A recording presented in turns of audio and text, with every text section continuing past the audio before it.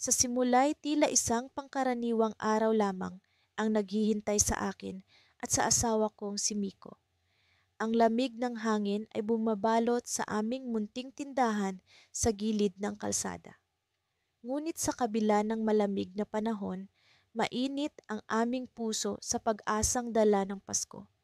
Hindi kaming mayaman, ngunit ang aming munting negosyo, ang tindahan ng mga alahas, ay naging simbolo ng aming pagsisikap at pagtutulungan. Nagsimula kami sa wala, isang maliit na pwesto sa palengke, sa ilalim ng init ng araw at sa gitna ng ingay ng mga nagtitinda. Halos walang pumapansin sa aming mga alahas, ngunit hindi kami nawalan ng pag-asa. Sa tuwing bumabagsak ang araw, magkasama kaming nag-iisip ng mga paraan para mas mapaganda pa ang aming mga produkto. Sa tuwing sumisikat ang araw, puno kami ng pag-asa na baka ito na ang araw na magdadala sa amin ng swerte. Minsan, sa kalagitnaan ng Pasko, isang kakaibang bagay ang nangyari. Isang matandang lalaki ang pumasok sa aming tindahan. Sa unang tingin, walang kakaiba sa kanya. Nakasuot ng lumang Amerikana, may hawak na baston, at may mahaba at puting balbas. Ngunit nang siya'y dumating, tila may kakaibang enerhiyang bumalot sa paligid.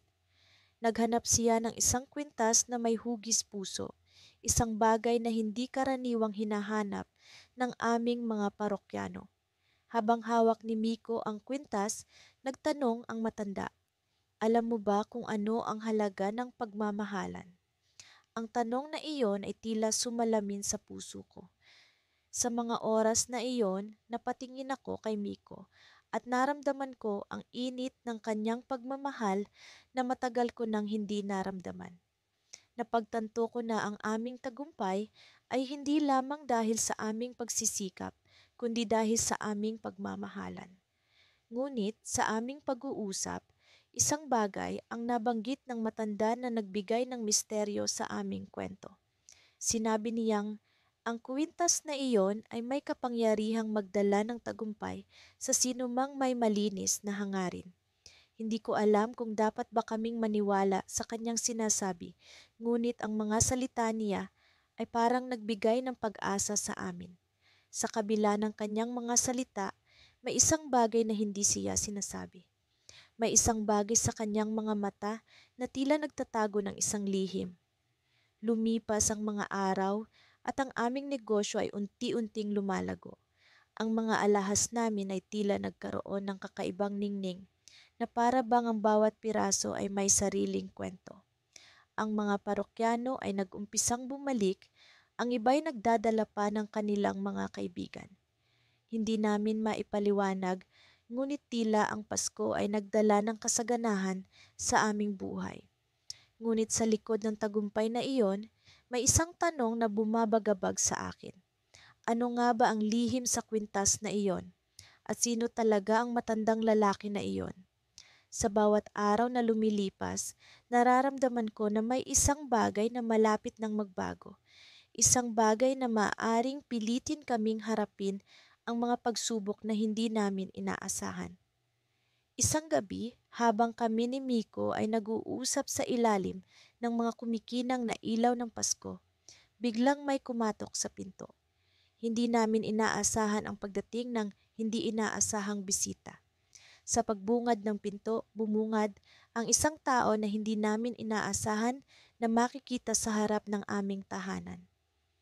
Nang magising ako sa umaga, naramdaman ko ang malamig na hangin na pumapasok mula sa bintana ng aming silid. Ang simoy ng Pasko ay nadarama na sa bawat sulok ng aming tahanan. Bumangon ako mula sa kama at dahan-dahang lumapit sa bintana.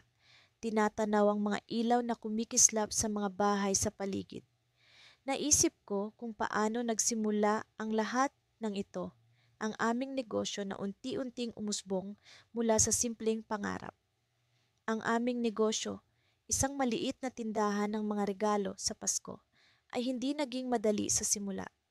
Marami kaming pinagdaanan ni Marco, ang aking asawa. Sa bawat pag-aaway, sa bawat pagod na gabi, palaging may mga tanong kung tama ba ang aming desisyon. Ngunit ngayong Pasko, tila ba lahat ng hirap ay nagbunga na. Lumabas ako ng silid at nakita si Marco sa kusina. Nagtitimpla ng kape. Ngumiti siya sa akin, ang nangiti na palaging nagbibigay sa akin ng lakas. Magandang umaga, sabi niya, sabay abot sa akin ng isang tasa ng mainit na kape. Umupo kami sa mesa, tinatalakay ang mga plano para sa tindahan ngayong araw. Nakatanggap ako ng tawag mula sa isang kilalang mamimili. Sabi ni Marco, may halong kaba at pananabik. Interesado siyang maging bahagi ng ating negosyo. Gusto niya tayong suportahan sa pagpapalawak nito. Napataas ang kilay ko, hindi makapaniwala sa narinig. Talaga? Saan niya tayo gustong dalhin? Sa isang mas malaking merkado, sagot ni Marco. Nais niyang palakihin ang ating tindahan, gawing isang chain na makikilala sa iba't ibang lugar.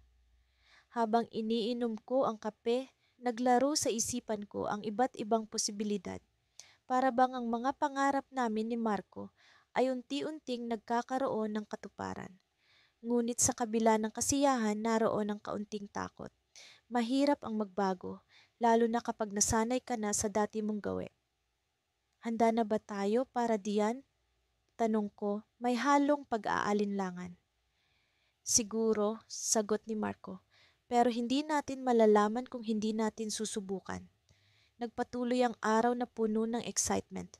Sa tindahan, abala kami sa pag-aayos ng mga bagong dating na produkto. Nagsimula nang dumagsa ang mga tao, hinahanap ang perpektong regalo para sa kanilang mga mahal sa buhay.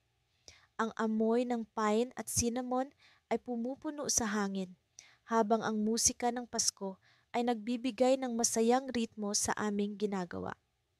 Habang inaasikaso ko ang mga customer, hindi ko maiwasang mapansin ang isang batang babae na nakatayo sa tabi ng Christmas tree.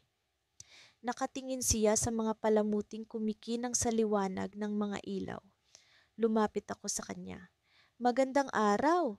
May gusto ka bang makita? Ngumiti siya, ngunit may lungkot sa kanyang mga mata. Gusto ko sana ng isang regalo para sa aking mga magulang. Sabi niya, pero hindi ko alam kung ano ang kaya ko. Bumaba ako sa kanyang level at tinanong siya ano ang espesyal sa kanila. Napakasipag nila, sagot ng bata. Kahit pagod na sila, palagi silang nandiyan para sa akin. Isang ideya ang pumasok sa isip ko. Ano kaya kung gumawa tayo ng isang bagay na ikaw mismo ang gagawa? Ngumiti siya at sa kauna-unahang pagkakataon, nakita ko ang kasiyahan sa kanyang mga mata. Tinulungan ko siyang pumili ng mga materyales para sa isang simpleng DIY na regalo. Habang nanonood ako sa kanyang kasiyahan, naalala ko ang simula ng aming negosyo ni Marco, ang pasyon na nagbigay sa amin ng inspirasyon upang magpatuloy. Minsan, ang maliliit na bagay ang nagdudulot ng pinakamalaking saya. Nang magtapos ang araw, bumalik kami ni Marco sa bahay, pagod ngunit puno ng pag-asa. Tumabi siya sa akin sa sofa, hawak ang kamay ko habang pinapanood namin ang mga ilaw sa Christmas tree. Hindi ko akalaing darating tayo sa ganitong punto, sabi niya, puno ng emosyon. Nagsisimula pa lang tayo, sagot ko. Marami pa tayong mararating. Ngunit sa likod ng aming saya, may isang lihim na bumabagabag sa akin. Hindi ko pa nasasabi kay Marco ang tungkol sa isang tawag na natanggap ko kanina. Mula sa isang dating kasosyo sa negosyo na nais muling makipag-ugnayan. Hindi ko alam kung paano ko siya sasabihan. Alam kong ito ay maaaring makaapekto sa aming mga plano, ngunit nararamdaman ko na kailangan ko itong harapin. Habang nagmumuni-muni, narinig ko ang pagtunog ng telepono. Tumayo si Marco upang sagutin ito. Sa kanyang mukha, nakita ko ang pagbabago, mula sa kasiyahan patungo sa pagkabahala. Pagkatapos niyang ibaba ang telepono, lumapit siya sa akin. Ang mga mata ay puno ng pag-aalala. Kailangan nating pag-usapan ito, sabi niya, at alam kong ang tawag ay tungkol sa parehong bagay na kinakatakutan ko. Sa gitna ng kasiyahan ng Pasko, isang pagsubok ang dumating. Ngunit sa kabila ng lahat, alam kong kakayanin namin ito. Sa harap ng mga hamon, laging may bagong simula, isang regalo ng pagkakataon na hindi namin sasayangin. Ang liwanag ng mga parol sa aming munting bayan ay tila mas nagniningning ngayong Pasko. Bawat sulok ng kalye ay puno ng masasayang tao, naglalakad, nagtatawanan at nagbibigayan ng mga regalo. Ngunit sa gitna ng lahat ng ito, ang aming munting tindahan ng dekorasyon ay tila nag-uumapaw sa mga tao. Hindi ko maiwasang magtingin-tingin sa paligid habang ang mga parol na gawa namin ay patuloy na nilalapitan ng mga tao. Ang puso ko ay puno ng galak sa tuwing may makikita akong mangiti sa kanilang mga mukha. Ang daming tao ngayon, mahal, sabi ni Marco habang abala kami sa pag-aasikaso ng mga kliyente. Parang kailan lang, nag-aalala tayo kung paano natin mapapansin ang mga produkto natin.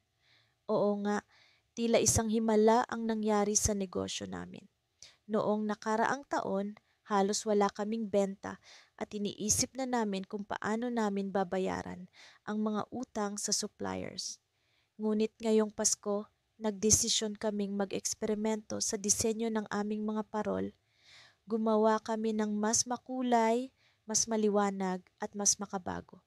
Hindi namin inaasahan na ito ang magiging simula ng aming tagumpay. May magic talaga ang Pasko, hindi ba? Sagot ko kay Marco habang inaabot ang sukli sa isang customer. Parang ang lahat ng tao ay mas masaya, mas bukas sa mga bagong bagay. Habang patuloy ang pag-agos ng tao sa aming tindahan, napansin ko ang isang batang babae na naglalakad sa kalsada, tila naliligaw. Matagal ko siyang tinititigan hanggang sa napansin niya ako at agad na lumingon. Napakaamo ng kanyang mukha, ngunit may lungkot sa kanyang mga mata na tila bumabalot sa kanya. Marco, teka lang ha, mukhang may kailangan ng tulong ang batang iyon, sabi ko at tumungo sa labas ng tindahan. Lumapit ako sa bata at nagtanong, Miss, okay ka lang ba? Mukhang naliligaw ka. Oo, ate, nawawala kasi ako. Naglalakad lang kami ng nanay ko kanina tapos bigla ko siyang nawala. Sagot niya habang pinipigilan ang luha. Agad kong inalo ang bata at sinabing tutulungan ko siya. Pumasok kami sa tindahan upang magtanong-tanong sa mga tao kung may nakita silang babae na naghahanap ng bata. Ilang minuto ang lumipas at wala pa ring sagot. Ngunit habang pinakakalma ko ang bata, napansin ko ang isang lumang parol na nakalagay sa sulok ng tindahan. Biglang bumalik sa alaala ko ang unang parol na ginawa namin ni Marco nung nagsisimula pa lang kami. Ang parol na iyon ay may kakaibang disenyo. May mga bituin na kumikislap tuwing gabi. Naalala ko ang pagod at hirap na dinanas namin para maipakita ang ganda nito sa mga tao. Ang parol na iyon ang naging inspirasyon ng lahat ng ginawa namin ngayong Pasko. Bigla akong nagkaroon ng ideya. Marco, naalala mo ba kung paano natin napansin ang parol na ito noon? Tanong ko sa kanya. Oo naman, mahal. Parang ang dami nating pinagdaanan para sa parol na iyon, sagot niya. Kailangan nating gamitin ito para matulungan ng bata, sabi ko. Agad naming kinuha ang parol at sinindihan. Ang liwanag dito ay umabot sa labas ng tindahan, tila naghihikayat sa mga tao na lumapit. Makalipas ang ilang sandali, isang babae ang dumating, nagmamadali at tila nag-aalala. Naku, anak, saan ka ba nagpunta? Ang tagal kitang hinanap, sabi ng babae habang yakap-yakap ang bata. Habang pinapanood ko silang mag-ina, napagtanto ko na ang liwanag ng Pasko ay hindi lamang para sa negosyo, kundi para sa bawat isa sa atin. Ang parol na iyon ay hindi lamang tanda ng aming tagumpay, kundi simbolo ng pag-asa at pagmamahalan. Ngunit sa gitna ng kasiyahan, may naramdaman akong kakaiba. Habang nagkakasama-sama kami ni Marco at ang mga kliyente, napansin kong may isang tao sa labas ng tindahan na nakatingin sa amin. Tila kilala ko siya, ngunit hindi ko matukoy kung saan. Dumilim ang paligid at ang mga ilaw ng parol ay biglang kumislap ng mas maliwanag. Hindi ko alam kung bakit, ngunit tila may babala ang liwanag na iyon. Mahal, sino yung nasa labas? Tanong ko kay Marco. Hindi ko alam, pero parang pamilyar siya. Sagot ni Marco, halatang nag-aalala. Lumabas kami ng tindahan upang tingnan kung sino ang misteryosong tao, ngunit nang lumapit kami, bigla siyang nawala, tila usok na naglaho sa hangin. Sa puntong iyon, nagkaroon ako ng kutob na may malaking mangyayari pa sa mga darating na araw, isang pagbabago na maaaring magdala sa amin ng panibagong pagsubok. At sa gitna ng ligaya at tagumpay, nag-iwan ito ng tanong sa akin. Ano kaya ang hatid ng Pasko sa amin, hindi lamang sa negosyo kundi sa aming buhay? Nang sumapit ang unang linggo ng Disyembre, unti-unting nagiging abala ang bawat kalye sa aming bayan. Ang mga bintana ay kumikinang na sa makukulay na ilaw. Ang mga tao'y naglalakad ng may nangiti sa kanilang mga labi. At ang hangin ay puno ng malamig, ngunit nakaaaliw na simoy ng Pasko. Sa kabila ng kasiyahang ito, ako'y nananatiling aligaga sa aming negosyo. Alam mo, mahal, hindi ko talaga inasahan na ganito kabilis ang takbo ng mga pangyayari. Sabi ko kay Marco habang nag-aayos kami ng mga dekorasyon sa aming tindahan. Ang aming maliit na negosyo ng paggawa ng mga personalized na Christmas ornaments ay nagsimulang makilala sa aming komunidad. At ngayon ay tila hindi na kami magkanda-ugaga sa dami ng order. Alam kong kaya natin to, Lisa. Napakalaki ng tiwala ko sa kakayahan mo at sa atin. Tugon niya habang inilalagay ang isang bituin sa itaas ng Christmas tree na aming itinayo sa gitna ng tindahan. Ang kanyang mga mata ay puno ng determinasyon at pagmamahal na nagbigay sa akin ng lakas upang ipagpatuloy ang aming nasimulan. Sa araw-araw na aming pag-aayos ng mga order, hindi maiiwasang maalala ko ang mga panahon kung saan halos magiba na ang aming negosyo. Ilang taon din kaming nakipagsapalaran, nagsimula sa halos wala. Ngunit sa kabila ng lahat ng pagsubok, ang aming pagmamahalan at dedikasyon ang naging sandigan namin. Isang gabi matapos ang mahaba at nakakapagod na araw, nagpasya kaming magpahinga sa labas ng tindahan. Nakaupo kami sa isang bangko habang nagmamasid sa mga taong naglalakad sa ilalim ng kumukuti-kutitap na ilaw ng Pasko. Naalala mo pa ba kung paano tayo nagsimula, Lisa? Tanong ni Marco na puno ng nostalgia ang tinig. Tumango ako habang pinipilit maalala ang aming unang Pasko bilang mag-asawa at magkasosyo sa negosyo. Oo, ang dami nating pinagdaanan, pero heto tayo ngayon. Hindi ko lubos akalain na ang simpleng passion natin sa crafting ay magiging daan ng ating tagumpay, sagot ko. Sa kanyang ngiti, alam kong pareho kaming nagpapasalamat sa mga biyayang natamo. Bigla, may isang matandang babae na lumapit sa amin. Bihis na bihis siya sa makulay na kasuotan. May dalang basket na puno ng kung ano-ano. Magandang gabi sa inyo, ihot iha. Ang ganda ng tindahan ninyo, bati niya sa amin. Kami nagpasalamat at nangiti sa kanyang papuri. Salamat po, masaya po kami na nakakapagbigay saya sa panahon ng Pasko, sabi ni Marco. Alam nyo, may nais akong ibahagi sa inyo. Alam nyo ba kung bakit napaka-espesyal ng Pasko? Tanong ng matanda. Kaming nagtinginan ni Marco, tila nagtataka sa magiging sagot niya. Maraming dahilan kung bakit ito espesyal, pero nais kong ipakita sa inyo ang isang bagay. Dugtong niya. Mula sa kanyang basket, dahan-dahan niyang inilabas ang isang lumang laroang tren. Ito'y tila yari sa kahoy, makintab at may mga detalyeng kakaiba. Ang tren na ito ay simbolo ng paglalakbay, ang paglalakbay ng bawat tao sa buhay. Sa Pasko, hindi lamang ang mga regalo ang mahalaga, kundi ang paglalakbay na ating sinuong upang makarating sa kasalukuyan. Paliwanag niya. Kami ni Marco'y napaisip. Sa mga sandaling iyon, tila nagkaroon kami ng bagong pananaw sa aming pinagdaraanan. Ang aming negosyo, ang aming relasyon, lahat ng ito'y bahagi ng isang mas malawak na paglalakbay. Salamat po sa inyong kwento, sabi ko sa matanda. Ngumiti siya at nagpaalam, Ngunit bago siya tuluyang lumayo, may ibinulong siya sa amin. Tandaan niyo, sa likod ng bawat tagumpay, may isang hamon na kailangang pagtagumpayan. Pagkatapos ng kanyang sinabi, kami tahimik na nagmuni-muni. Sa aming pag-uwi, hindi maalis sa isip ko ang kanyang huling mensahe. Pagdating namin sa bahay, napansin ni Marco na may sulat sa labas ng pintuan. Binuksan niya ito at sa loob ay may isang dokumento na naglalaman ng isang hindi inaasahang balita.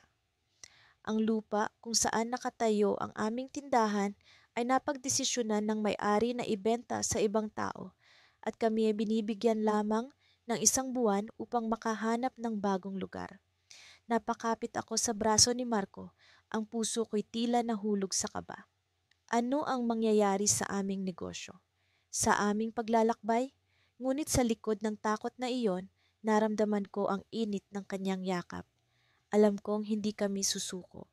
Ang Pasko ay panahon ng pag-asa. At sa kabila ng hamon na ito, alam kong may liwanag na naghihintay sa dulo ng aming paglalakbay. Sa simula ng aming paglalakbay sa negosyo, hindi ko lubos maisip na darating ang araw na magtatagumpay kami sa larangang ito. Ako si Mia at kasama ang aking asawa, si Jake, sinimulan namin ang isang maliit na tindahan ng mga dekorasyon para sa Pasko. Sa isang maliit na sulok ng aming bayan, itinayo namin ang aming munting pangarap. Isang tindahan na puno ng mga makukulay na ilaw, palamuti at mga regalo na nagpapabuhay sa diwa ng Pasko. Nagsimula kami sa simpleng mga disenyo, ngunit sa paglipas ng mga taon, unti-unting lumawak ang aming koleksyon. Ang aming tindahan ay naging paborito ng mga lokal at turista na naghahanap ng kakaibang palamuti para sa kanilang mga tahanan. Ang bawat dekorasyong aming nilikha ay may kwento. Ang bawat ilaw na kumukutitap ay may dalang pag-asa at saya. Ang bawat regalong nakabalot ay puno ng pagmamahal, isang bagay na palaging aming isinasapuso sa bawat hakbang ng aming negosyo. Ngunit hindi palaging madali ang aming naging landas. Noong mga unang taon, nakaranas kami ng mga pagsubok na halos ikalugi ng aming negosyo.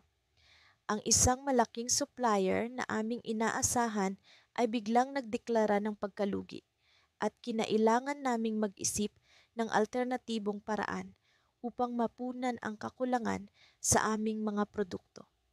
Sa kabila ng lahat ng ito, hindi nawala ng pag-asa si Jake. Siya ang lagi kong sandigan, ang nagbibigay ng lakas na muling bumangon at ipagpatuloy ang laban.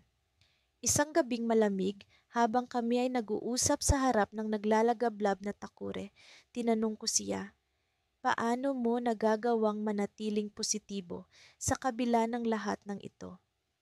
Ngumiti siya at sinagot ako ng pagkapayapa sa kaniyang mata, ang Pasko ay panahon ng pag-asa, panahon ng pagmamahalan. Kung ang negosyo natin ay kaya itong ipadama sa ibang tao, hindi ba't sulit lahat ng pagod at pagsubok? Ang mga salitang iyon ang naging inspirasyon ko sa mga sumunod na taon. Sa tuwing nararamdaman kong nawawalan ako ng gana, iniisip ko ang mga tao na napapangiti namin tuwing Pasko. Ang mga batang nagliliwanag ang mga mata habang namimili ng dekorasyon.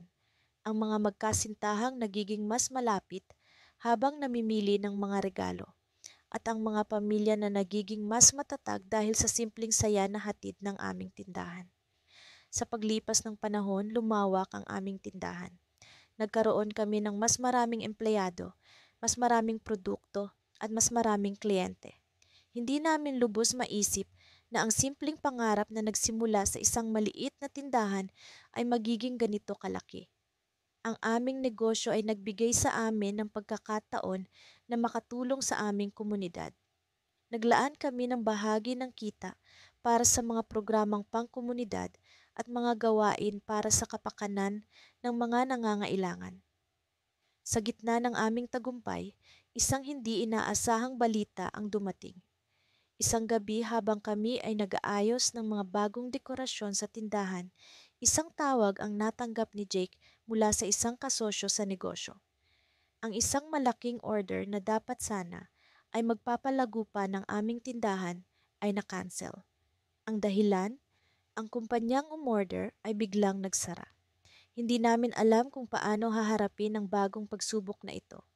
Ngunit sa kabila ng kaba, nagpasya kaming magpatuloy. Sa gitna ng aming pag-aalala, nagdesisyon kaming maglaan ng oras para sa aming pamilya. Nagpunta kami sa bahay ng mga magulang ni Jake upang magdiwang ng Pasko. Sa kalagitnaan ng pagdiriwang, habang nakatingin sa mga ilaw na kumukutitap sa puno ng Pasko, hindi ko maiwasang mapaisip. Ano ang magiging kinabukasan ng aming negosyo? Paano namin haharapin ang bagong hamon? Habang nag-uusap kami ni Jake sa labas ng bahay, may kung anong kislap sa kaniyang mga mata.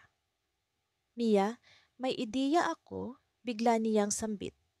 Bakit hindi natin subukang mag-expand online? Maraming tao ang naghahanap ng mga kakaibang dekorasyon na hindi nila makikita sa mga karaniwang tindahan. Maaari tayong magbenta sa mas malawak na merkado. Napalunok ako sa kaniyang mungkahi. Hindi ito ang direksyong naisip ko, ngunit may kung anong pag-asa ang hatid ng kaniyang ideya. Sa paglipas ng mga buwan, nagplano kami, nag-research, at unti-unting iniluunsad ang aming online store. Ang mga dekorasyong dati ay sa maliit na tindahan lamang makikita. Ngayon ay abot kamay na ng kahit na sino, kahit pa nasa kabilang panig sila ng mundo.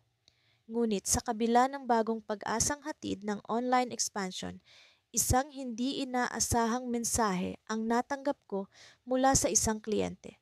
Ang mensahe ay nagsasaad ng isang malaking reklamo sa isa sa aming mga produkto. Isang reklamo na maaaring makaapekto sa reputasyon ng aming tindahan. Nagsimula akong kabahan, iniisip kung paano namin haharapin ang problemang ito. Ngunit sa likod ng lahat ng ito, may nararamdaman akong kakaiba. Isang kutob na may mas malalim pang dahilan sa likod ng reklamo. Sa sandaling iyon, alam kong kailangan naming maghanda para sa isang mas malaking pagsubok. Isang pagsubok na hindi lamang para sa aming negosyo, kundi pati na rin sa aming relasyon bilang mag-asawa. Ang simoy ng Pasko ay ramdam na ramdam sa aming maliit na bayan. Ang mga ilaw na kumikislap mula sa mga parol ay tila nagbibigay ng bagong pag-asa sa bawat sulok ng kalsada. Sa aming munting tindahan, ang mga customer ay dumaragsa. Bawat isa ay may nangiti sa kanilang mukha, dala ang tuwa ng darating na kapistahan.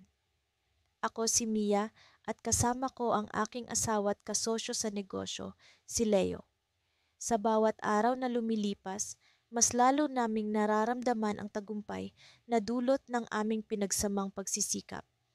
Pero sa likod ng mga ngiting iyon, may bumabagabag sa akin. Sa kabila ng kasiyahan ng Pasko, may mga hakbang na tila nagkukubli sa dilim. Isang gabi habang kami ni Leo ay nag-aayos ng mga paninda, may napansin akong kakaiba. Ang mga order na dapat sanay na ipadala na ay hindi pa dumadating sa mga customer. Mia, sigurado ka bang tama ang mga address na ibinigay mo? Tanong ni Leo, may bahid ng pag-aalala sa kanyang tinig. Nasa isip ko na tama ang lahat pero may kung anong kaba sa aking dibdib. Oo, Leo, nasuri ko na lahat. Baka may problema sa sistema ng courier. Sagot ko, bagamat may halong paninindigan ng tinig ko. Ngunit sa loob ko'y may bumubulong na hindi ito simpleng aberya. Nang sumunod na araw, nagpasya kaming magtungo sa opisina ng courier upang linawin ang sitwasyon. Sa aming pagdating, sinalubong kami ng abala at tila magulong paligid. Sa kabila ng dami ng tao, lumapit kami sa counter at nagpakilala. Pasensya na po, pero ang inyong mga package ay hindi pa natutukoy kung nasaan. Wika ng staff na may halong pag-aalala sa kanyang mukha. May problema po kami sa sistema. Nasa proseso pa ang pag-aayos. Nagmamadali kaming umalis matapos ang usapan. Alam namin na hindi ito simpleng problema. Habang naglalakad kami pa uwi, May kung anong tensyon sa pagitan namin ni Leo. Pareho kaming may kutob na may mas malalim na dahilan sa likod ng pagkaantala. Mia, sa tingin mo ba may kinalaman ito sa mga kamakailang pagbabago sa ating negosyo? Tanong ni Leo, tila may hinuhang bumabalot sa kanyang isipan. Hindi ko alam, Leo. Pero kailangan nating maghanda, baka may mas malala pang mangyari. Sagot ko, habang pilit na hinihimay ang mga posibilidad sa aking isip. Sa kabila ng tagumpay na nararanasan namin, hindi maiiwasan ang mga hadlang na tila nagkukubli sa likod ng kasiyahan. Habang papalapit ang Pasko, nagpatuloy kami sa pag-aayos ng mga bagay. Sinikap naming bumawi sa mga customer sa pamamagitan ng pagpapaabot ng personal na mensahe at pag-aalok ng diskwento. Malugod naman itong tinanggap ng karamihan, ngunit may ilan pa rin na hindi maalis ang pagkadismaya. Isang gabi, habang kami ni Leo ay nag-uusap sa aming munting sala, biglang nagring ang telepono. Agad kong sinagot ang tawag at narinig ang pamilyar na boses sa kabilang linya. Mia, may impormasyon akong nakuha tungkol sa problema sa inyong deliveries, sabi ng aming kaibigan na nagtatrabaho sa courier. May taong nananadya na harangin ang mga package ninyo. Napalunok ako at agad kong isinambit ito kay Leo. Leo, may gumagawa ng paraan para sirain ang ating negosyo. Sambit ko na may halong kaba at galit. Kilala namin na may mga taong naiinggit sa aming tagumpay pero hindi namin inasahan na aabot ito sa ganitong punto. Naku, kailangan nating kumilos agad, Mia. Dapat nating malaman kung sino ang nasa likod nito, tugon ni Leo na agad ring napuno ng determinasyon. Sa kabila ng dilim na bumabalot sa sitwasyon, naging maliwanag ang aming hangarin na ipagtanggol ang aming negosyo. Habang nag-uusap kami ni Leo, may nabuo kaming plano. Kailangan naming makipag-ugnayan sa mga kakilala sa industriya upang matulungan kami sa investigasyon. Alam naming hindi kami nag-iisa sa laban na ito. Maraming handang tumulong sa amin, lalo na't alam nila ang hirap na aming tiniis para makamit ang tagumpay. Sa gitna ng aming pag-uusap, hindi ko maiwasang makaramdam ng takot. Leo, paano kung hindi natin matukoy agad kung sino ang gumagawa nito? Tanong ko na may bahid ng pag-aalala sa aking tinig. Magtiwala tayo sa isa't isa, Mia. Alam kong hindi tayo pababayaan ng Diyos. Sagot ni Leo, sabay pisil sa aking kamay. Sa kanyang mga mata, nakita ko ang pag-asa. Ang pag-asang hindi mawawala kahit sa gitna ng pinakamadilim na oras. Habang patuloy kaming nag-iisip ng mga hakbang, biglang may kumatok sa aming pintuan. Agad kaming tumayo ni Leo, nagtaka kung sino ang maaaring bumisita sa ganitong oras. Nang buksan namin ang pinto, tumambad sa amin ang isang pamilyar na mukha, ang aming dating kasosyo sa negosyo na biglang nawala ilang buwan na ang nakakaraan. Ano ang ginagawa mo rito? Tanong ni Leo, punong-puno ng pagtataka. Ngunit bago pa man siya makasagot, may isang misteryosong nangiti sa kanyang mga labi. Sa sandaling iyon, alam kong ang taong ito ang nasa likod ng lahat ng problema. At doon nagtatapos ang aming gabi, puno ng mga katanungan at takot sa kung anong susunod na mangyayari. Tuwing Pasko, bumabalik sa akin ang matamis na alaala ng pagsisimula ng aming negosyo ni Marco. Ang mga unang hakbang na punong-puno ng kaba, ngunit puno rin ng pag-asa. Sa kabila ng mga pagsubok, hindi namin kailanman naisip na susuko kami. Kapwa namin alam na ang aming tagumpay ay hindi lamang para sa aming dalawa, kundi para sa mga taong umaasa sa amin, lalo na ang aming munting pamilya.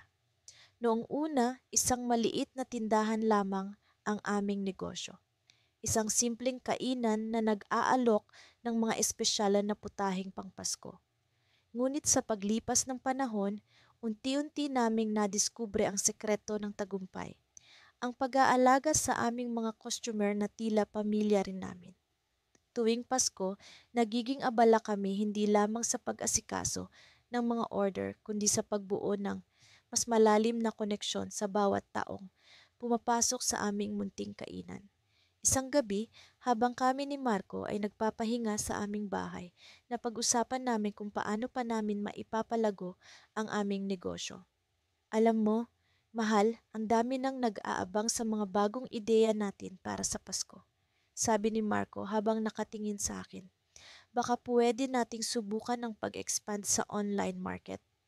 Napaisip ako, oo, pero paano natin masisiguradong kasing init ng karanasan sa tindahan ang mararamdaman nila online? Mula sa bintana, tanaw namin ang mga kumikinang na ilaw na nakapaligid sa aming tahanan. Ang mga parol na nagliliyab sa dilim ay tila nagbibigay ng inspirasyon sa amin. Siguro, kailangan nating palawakin ang abot ng ating mga recipe. Magdagdag tayo ng mga personal touches tulad ng mga mensahe ng pagmamahal at pag-asa sa bawat order. Suwestiyon ko. Napangiti si Marco at hinawakan ang aking kamay. Tama ka, at siguro pwede rin nating i-share ang kwento ng ating pagsisimula. Ang bawat pakete, hindi lang pagkain kundi bahagi ng ating kwento. Sa mga sumunod na araw, naging abala kami sa pagbuo ng aming online presence. Nagdesisyon kaming gumawa ng mga video na nagpapakita ng aming kwento, ang mga simpleng simula hanggang sa masalimuot na mga pagsubok na nalagpasan namin. Ang mga recipe, ang mga ngiti, at ang mga mensahe ng pag-asa ay naging bahagi ng bawat order na ipinapadala namin. Hindi nagtagal, nakatanggap kami ng mga mensahe mula sa mga customer na hindi lang pumupuri sa lasa ng aming pagkain, kundi nagpapasalamat sa inspirasyong hatid ng aming kwento. Salamat po sa masarap na pagkain at sa inyong kwento. Nakatulong ito sa akin ngayong Pasko. Wika ng isa sa mga mensahe. Isang araw, habang abala kami sa pag-aayos ng mga order para sa Christmas Eve, nakatanggap kami ng hindi inaasahang tawag. Isang malaking kumpanya ang interesado sa aming kwento at nais kaming makipag-collaborate para sa isang espesyal na proyekto sa Pasko. Naantig kami sa inyong kwento at nais naming mas maraming tao ang makaalam nito. Pwede ba tayong mag-usap para sa isang partnership? Tanong ng kinatawan ng kumpanya. Napatingin kami ni Marco sa isa't isa, puno ng excitement. Ito na ba ang hinihintay nating pagkakataon? Bulong niya sa akin. Subalit, habang nag-uusap kami tungkol sa mga posibilidad, may biglang bumalik sa aking alaala. Isang lihim na matagal ko nang itinago sa aking puso. Isang bahagi ng aming kwento na hindi ko pa naikukwento kay Marco. Sa kabila ng aming tagumpay, may isang desisyon akong ginawa noon na maaaring maapektuhan ang lahat. Kung itutuloy namin ang partnership, baka kailangan ko nang ipagtapat ang lahat kay Marco. Pero paano kung magbago ang lahat pagkatapos nito? Paano kung magbago ang kanyang tingin sa akin? Sa gabing iyon, habang nakahiga na kami, naramdaman ko ang bigat ng aking lihim. Alam kong kailangan ko nang ipagtapat ang totoo sa kanya. Pero paano ko sisimulan? Habang nakatitig ako sa kisame, naramdaman ko ang paghaplos ni Marco sa aking braso. Mahal, may kailangan ka bang sabihin? Tanong niya, tila nararamdaman ang aking kaba. Huminga ako ng malalim, sinusubukang hanapin ang tamang mga salita. Marco, may isang bagay akong kailangan mong malaman bago natin ituloy ang partnership na ito. Doon ko naisip, ang Pasko ay hindi lamang para sa pagbibigayan, kundi para rin sa pagtitiwala. Sa gabing iyon, kailangan kong ipagtapat ang lahat. Ang lihim na matagal ko nang kinikimkim. Ngunit sa aking puso, umaasa akong ang aming pagmamahalan ay magiging sapat na matibay upang mapagtagumpayan ang anumang pagsubok na darating. Habang nagsisimula akong magsalita, naramdaman ko ang pag-angat ng balikat ko mula sa bigat ng lihim. Ngunit ang tanong, makakaya ba ito ni Marco? Sa pagpatak ng unang araw ng Disyembre, ramdam na ang Pasko sa aming bayan. Ang mga ilaw na kumukutitap sa bawat kalsada at mga kantang pamasko na umaalingaw-ngaw sa bawat sulok ay tila ba nagdadala ng kakaibang init sa malamig na simoy ng hangin. Sa aming munting tindahan, Binalot na rin ng mga dekorasyong pamasko ang bawat sulok. Ang mga produkto namin ay maingat na inayos para sa mga darating na mamimili. Ako si Marco at kasama ko ang aking asawa, si Leah, sa pagpatakbo ng aming maliit na negosyo. Noong una, hindi namin inakala na ang simpleng online store na nagsimula sa aming sala ay lalaki ng ganito. Pero sa pagsusumikap at tiwala sa isa't isa, unti-unti naming naabot ang aming pangarap.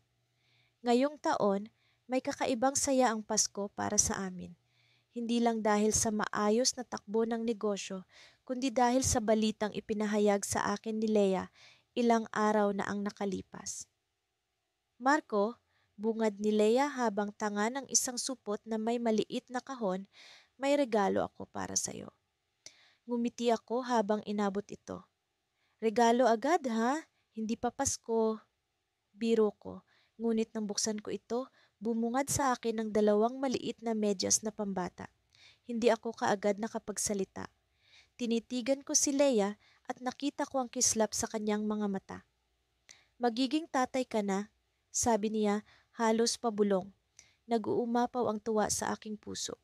Yumakap ako kay Leia ng mahigpit. Ramdam ang tibok ng aking dibdib na tila ba musika sa aking pandinig. Sa kabila ng lahat ng aming pinagdaanan, heto kami, handang simulan ang bagong kabanata ng aming buhay. Sa araw-araw na dumaan, abala kami ni Leia sa pagtitinda at sa pag-aasikaso sa paparating na maliit na sanggol. Nagsimula rin kaming magplano para sa expansion ng aming tindahan. Ang ideya ni Leia na magbukas ng pisikal na tindahan sa gitna ng bayan ay tila ba makatuwirang hakbang sa puntong ito. Kailangan lang naming mag-ipon ng sapat na puhunan at tiyakin ang tamang lokasyon.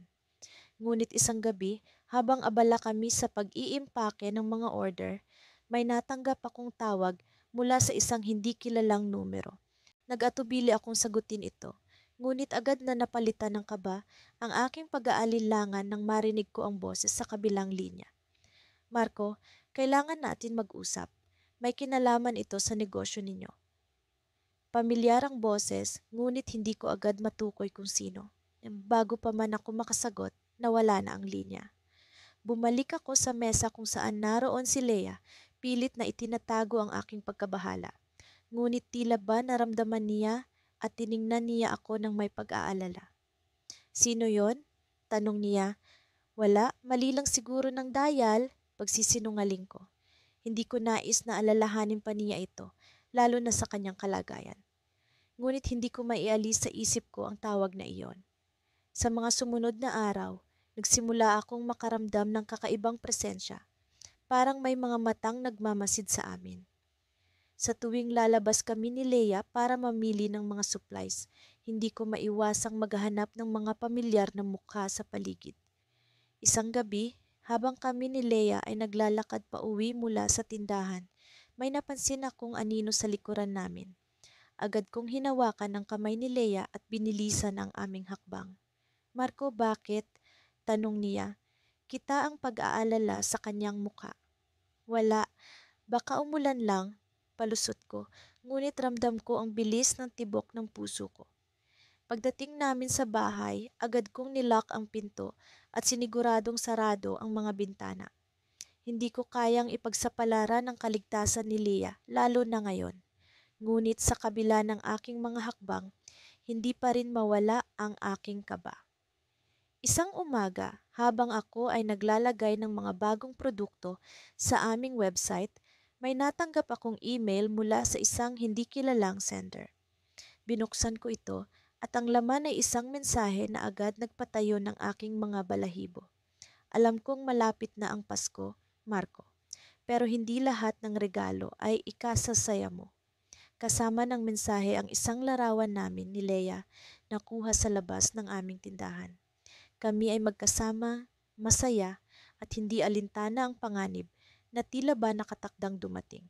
Hindi ko alam kung sino ang nasa likod nito, ngunit isa lang ang sigurado ko.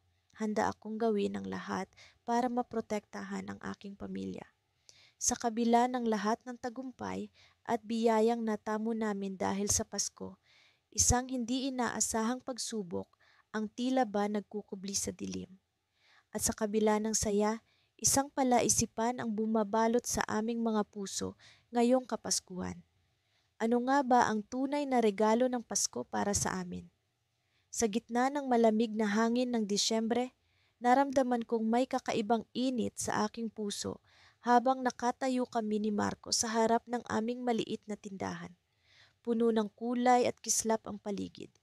Naglalakbay ang mga tao sa labas, bitbit ang kanilang mga pamasko, at ang liwanag ng mga parol ay tila nagbibigay ng buhay sa bawat sulok ng kalsada. Naririnig ko ang halakhak ng mga bata, ang ingay ng mga nagkakasiyahan, at ang masayang awitin ng Pasko na palaging bumabalik sa akin sa tuwing sasapit ang ganitong panahon. Si Marco, ang aking mahal na asawa at katuwang sa buhay at negosyo, ay abala sa pag-aayos ng mga paninda. Ang aming tindahan na nagsimula lamang bilang isang simpleng ideya ay ngayon isa ng patunay ng aming pagsisikap at determinasyon. Hindi naging madali ang lahat, pero sa bawat hamon at pagsubok, palaging nandyan si Marco. Siya ang aking lakas sa mga panahong akala ko'y wala ng pag-asa. Alam mo ba, sabi ni Marco habang inaayos ang isang kahon ng mga dekorasyong pamasko. Hindi ko inakala na darating ang araw na ito. Anong araw? Tanong ko, medyo naguguluhan sa kanyang sinasabi. Ang araw na ito, sagot niya habang tumingin sa akin, puno ng pagmamahal ang kanyang mga mata. Ang araw na makikita natin ang bunga ng lahat ng ating hirap, na makikita natin ang ating mga pangarap na nagiging realidad. Ngumiti ako. Totoo ang kanyang sinasabi. Noon, ang tindahan na ito ay isa lamang pangarap. Ngayon, isa na itong pundasyon ng aming pamilya. Isang inspirasyon na nagpapaalala sa amin na ang lahat ay posible sa tamang tiyaga at determinasyon. Habang abala kami sa pag-aasikaso ng mga kliyente, nagulat ako nang may pumasok na isang matandang lalaki sa tindahan. May kakaibang aura siya, parang may dala siyang magandang balita. Sa kanyang paglapit sa amin, napansin ko ang kanyang magarang kasuotan at ang pamilyar na ngiti na tila ba'y naglalakbay mula sa nakaraan. Ikaw na nga ba yan, Lolo Ben? Tanong ni Marco, halatang masaya sa kanyang nakita. Oo, ako nga ito, sagot ng matandang lalaki. Nakita ko ang inyong tindahan nang dumaan ako at naisip kong kailangan kong bumisita. Napakaganda ng tindahan ninyo. Si Lolo Ben ay isa sa mga naging inspirasyon namin noong nagsisimula pa lamang kami. Isa siyang matagumpay na negosyante sa aming bayan at madalas siyang nagbibigay ng payo sa amin noong kami nangangailangan ng gabay. Ang kanyang presensya ay tila isang magandang palatandaan, isang senyalis na kami ay nasa tamang landas. Nagkwentuhan kami ng matagal tungkol sa negosyo, sa pamilya at sa mga plano sa hinaharap. Tila ba'y bumalik kami sa nakaraan, sa mga panahong puno ng pangarap at pag-asa. Sa kalagitnaan ng aming pag-uusap, biglang nagtanong si Lolo Ben, "Kumusta na ang plano ninyo para sa expansion?" Narinig ko na malaki ang interes ng mga tao sa inyong produkto. Napatingin kami ni Marco sa isa't isa. Isang lihim na pangarap na matagalan na naming pinag-uusapan ang palawakin ng aming negosyo sa labas ng aming bayan. Pero sa dami ng mga pagsubok, tila ba'y natatakot kami sa posibilidad na hindi ito magtagumpay. Buo pa rin ang aming plano, Lolo, sagot ni Marco, ngunit may pag-aalinlangan sa kanyang tinig. Pero hindi namin alam kung paano sisimulan. Ngumiti si Lolo Ben. Alam nyo, minsan kailangan lang ng kaunting tiwala sa sarili at sa isa't isa. Ang Pasko ay panahon ng mga himala at sa tingin ko'y isa ito sa mga pagkakataong iyon. Habang nag-uusap, bumalik ang determinasyon sa aming mga puso. Marahil na nga, ito na ang tamang panahon para simulan ng ekspansyon. Marahil nga, ito ang himala na hinihintay namin. Ngunit habang kami abala sa pag-uusap, isang tawag ang dumating sa aking telepono. Isang tawag na hindi ko inaasahan, isang tawag na magbibigay ng kakaibang twist sa aming kwento. "Hello ma'am," sabi ng boses sa kabilang linya. "Ako po ay mula sa isang malaking kumpanya at nais naming makipag-partner sa inyong tindahan para sa isang espesyal na proyekto ngayong Pasko." Nagulat ako at hindi makapaniwala. Nagsimula akong magtanong, ngunit bago ko pa man malaman ang lahat ng detalye, isang kakaibang damdamin ang bumalot sa akin. Ang damdamin ng pag-asa at pananabik sa kung ano ang maaaring mangyari sa susunod. At sa puntong iyon, parang biglang naging maliwanag ang lahat. Ang hinahanap naming pagkakataon ay dumating na. Ngunit ano ang magiging epekto nito sa aming negosyo, sa aming pamilya at sa aming buhay? Maraming tanong ang bumuo sa aking isipan at sa parehong oras, alam ko na ito ang simula ng isang bagong kabanata. Isang kabanata na puno ng pag-asa at marahil ng mga himala. Ang simoy ng malamig na hangin ay tila nagdadala ng mga mumunting alaala ng aming mga unang Pasko bilang mag-asawa. Noon, ang bawat galaw at ngiti ni Marco ay nagsisilbing ilaw sa madilim na landas na aming tinatahak. Ngayon, habang pinagmamasdan ko siya mula sa dikalayuan, abala sa pag-aayos ng aming Christmas display sa harap ng tindahan, nararamdaman ko ang parehong init na unti-unting bumabalot sa aking puso. Ang aming negosyo, isang maliit na tindahan ng dekorasyong pangpasko, ay nagsimula lamang bilang isang pangarap. Isang pangarap na binuo mula sa mga simpleng ideya at matinding pagnanasa na magtagumpay. Si Marco, ang aking kabiyak, ay palaging puno ng mga malikhaing kaisipan. Ang kanyang kakayahan sa disenyong biswal ang naging susi sa paghubog ng aming tindahan. Samantalang ako, si Mia, ay nagkaloob ng organisasyon at pamamahala upang masiguradong ang bawat detalye ay nasa ayos. Sa simula nagkaroon kami ng maraming pagsubok. Ang kakulangan sa pondo at mapagkukunan ay palaging isang hadlang. Ngunit sa bawat hakbang na aming ginawa, sa bawat Pasko na dumaan, natutunan namin ang halaga ng pagtutulungan at pagsusumikap. Ang aming tindahan ay unti-unting nakilala, hindi lamang dahil sa kagandahan ng mga produkto, kundi pati na rin sa init ng pakikitungo namin sa mga customer. Ang Pasko ang naging inspirasyon namin sa lahat ng aspeto ng aming negosyo. Ngunit sa taon ding ito, isang kakaibang hamon ang dumating. Ang kompetisyon ay naging mas matindi. Nagbukas ang isang bagong tindahan, malaki at moderno, sa kabilang kalsada. Ang kanilang mga produkto ay tila kumikinang sa bawat sulok ng bayan na nagdulot ng pangamba sa aming maliit na negosyo. Bagaman pinilit kong manatiling kalmado, hindi ko maiwasang mag-alala sa kinabukasan ng aming tindahan. Isang gabi, habang nakaupo kami ni Marco sa ilalim ng kumikinang na ilaw ng aming Christmas tree, nag-usap kami tungkol sa aming mga kinakaharap na problema. Kanyang hinawakan ang aking kamay at sa kanyang mga mata, nakita ko ang tiwala at determinasyon. "Mia, Aniya, ang Pasko ay tungkol sa pagbibigay. Hindi ito tungkol sa laki o ganda ng tindahan. Ito ay tungkol sa kung paano natin maipaparamdam ang diwa ng Pasko sa ating mga customer."